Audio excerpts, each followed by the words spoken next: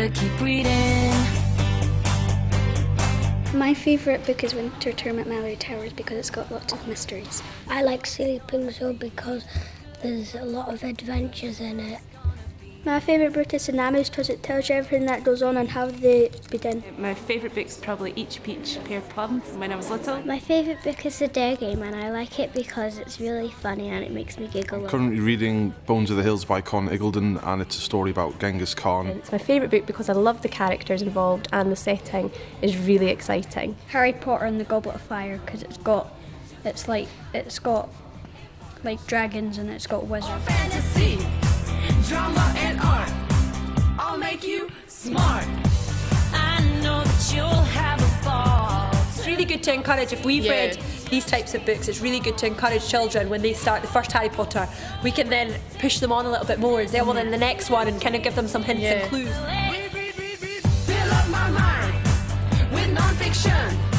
Let's get the facts and use them. The most important, crucial skill for a child, for an adult in fact, is the ability to read and to read well. Dunbar Reads Together is a fantastic project that we've developed in order to engender a love of reading for our children. But we are aware that there are children who are not reading enough and not reaching a high enough standard.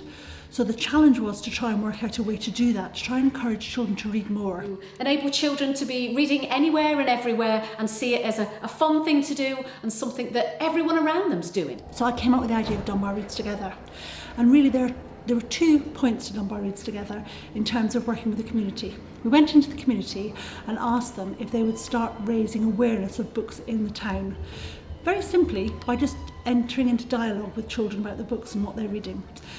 And the second thing that we did, as far as the community was concerned, was we went and asked specific leaders of children's groups to work with children who maybe have got nobody else who reads with them.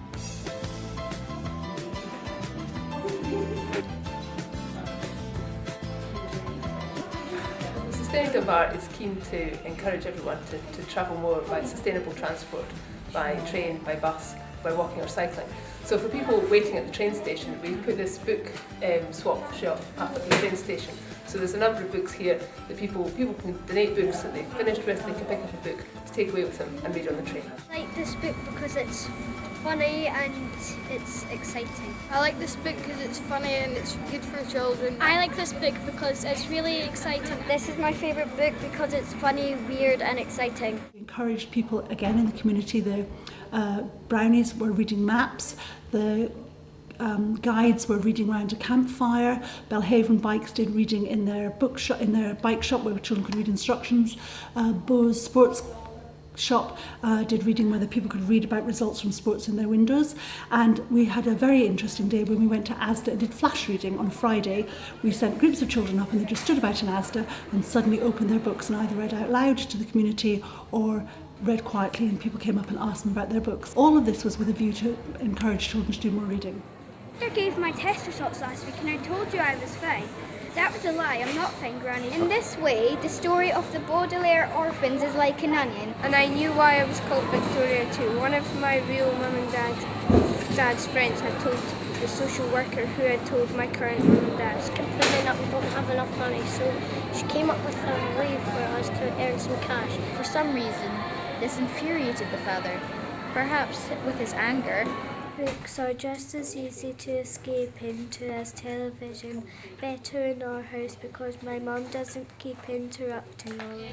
And read it, read it, read it, read it. Here we go, we gotta read it.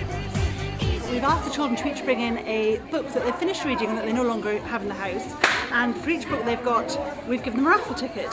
And then we've put all the books in a room here and the children are coming down to spend their raffle tickets. We don't see this as being the end as we draw towards the end of the project. We know that we're starting to make an impact. We can see that in some of our figures already in the reading attainment. Task for us is to keep that going. Developing reading skills, it's about the organic nature of it. They're going to read in different places, they're going to develop different skills that they need for now, for going on to secondary school, hopefully going to university or into the world of work that they want. They're children now, and we need to make sure that we are developing those pupils who love reading, who can read in lots of different ways, and will go on to reach their potential. A good book.